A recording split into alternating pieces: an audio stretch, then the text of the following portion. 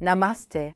Mimi ni Daktari Anuradha Panda, daktari bingwa wa magonjwa ya wanawake katika hospitali ya Apollo, Jubilee Hills. Pia nafanya upasuaji wa laparoskopi na upasuaji wa roboti. Leo tutazungumzia kuhusu upasuaji wa roboti katika kesi ngumu za kuondoa mfuko wa uzazi, hysterectomy. Kama mnavyofahamu, roboti humsaidia daktari kufanya upasuaji kwa usahihi zaidi. Kwa hiyo, katika upasuaji wa roboti, daktari anayefanya upasuaji hutumia kiolesura cha roboti au kompyuta, na harakati za mikono ya daktari zinapitishwa kwa mgonjwa kupitia mikono ya roboti.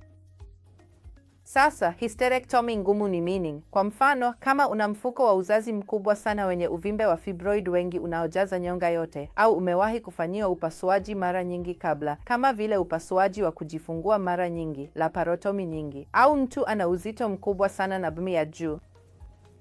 Katika baadhi ya hali, mgonjwa anaweza kuwa na upungufu wa damu au dhaifu, na hatutaki apoteze damu zaidi. Kwa njia hii, hata upotevu wa damu utakuwa mdogo.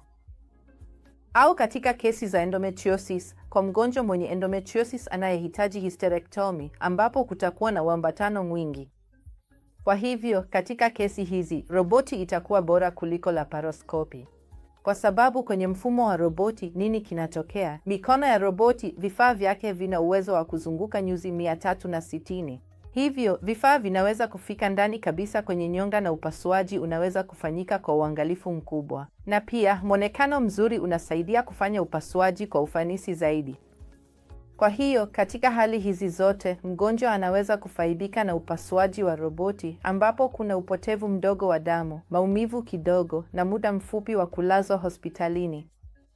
Na madhara baada ya upasuaji ni machache sana, hasa kwa wagonjwa wenye uvimbe mwingi, unene kupita kiasi au magonjwa mengine yanayoambatana. Asante.